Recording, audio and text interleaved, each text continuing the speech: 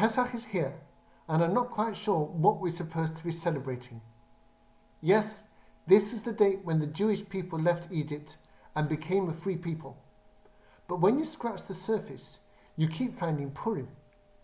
Esther's appeal to King Ahasuerus to save the Jews began when she invited Haman and the king to a drinking party, which was on the 15th of Nisan, the first day of Pesach. The second day of Pesach was the day that Haman was forced to parade Mordechai through the streets, and also the day on which Haman was hanged. What's more, Pesach and Purim almost collapse into each other. We know that in a Jewish leap year, there is not an extra day, but an extra month, Adar Rishon. In theory, it is the Beth Din who decide when a leap month will be added to the year. It so happens that our current year is not a leap year. But if the Beth Din had so chosen, then the eve of Pesach would not have been the day when we stopped eating chametz. Instead, the time we mark as the 14th of Nisan, the eve of Pesach, would have been the 14th of Adar Sheni, the second Adar. It would have been our Purim, the anniversary of our victory over our enemies. The first day of Pesach would have been the 15th of Adar Sheni, Shushan Purim, celebrated as Purim in Jerusalem and other walled cities the world over. What are we to make of this blurring of the boundary between Purim and Pesach? Perhaps Purim teaches us how to see Pesach. Come with me to work this through. The Purim story took us to the brink of a disaster that seemed totally incomprehensible to the Jewish people.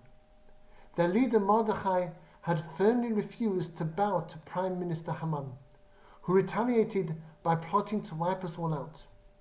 Only after Queen Esther's intervention and the defeat of our enemies did we realize what Mordechai had achieved.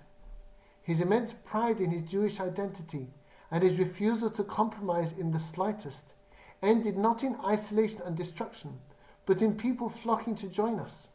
Being Jewish was suddenly a mark of honor, as it always should be. The Amalekite enemies who lurked around us, plotting our downfall, were routed and subdued. Mordechai himself was honored with inclusion in the royal Persian chronicles. Well do we see that Megillat Esther hints at Megale Hester, the revelation of that which is hidden. God's plan, which seemed so wrong, was understood as a great blessing. The story of the Egyptian slavery and Exodus follows a pattern of revelation similar to that of the Purim story. There we were, a dismal and desperate slave people, victims of Pharaoh's genocidal terror.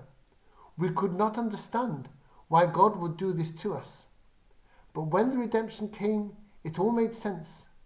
God had to bring us to the brink of extinction so that he could recreate us as his own people, his priests on earth, bearers of his Torah, incarnating his values.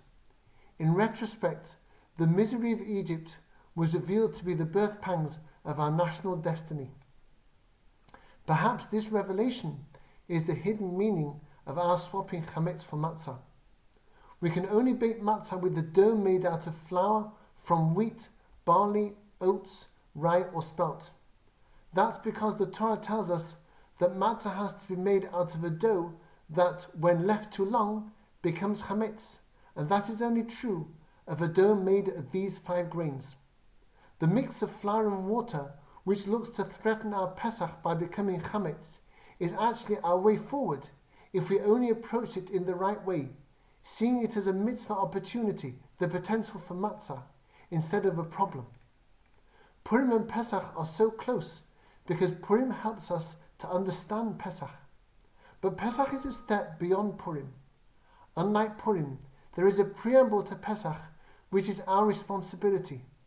On the eve of Pesach, we have to ensure that we own not one crumb of chametz, and in temple times we offer the Pesach lamb whose meat was the crowning glory of our Seder meal. These preparations teach us that we have to prepare also for a new attitude towards God, ridding ourselves of the delusion that we should rise up ourselves like chametz, and pledging ourselves to follow God in loyalty, just like the lamb follows the flock. We have to grow to understand that trusting God does not come easily, that we are called to an insistent, mighty faith, which defies what we think of as common sense and realism, and which might only make sense after the fact. Now, as coronavirus recedes, it looks like some of our troubles may be behind us. We don't know what is around the corner, and when or if disaster might strike again. But whatever happens, our Purim Pesach experience is a blazing pillar of fire to guide us in our ancestors' footsteps through to a brighter future. Thanks for listening. Chag Sameach.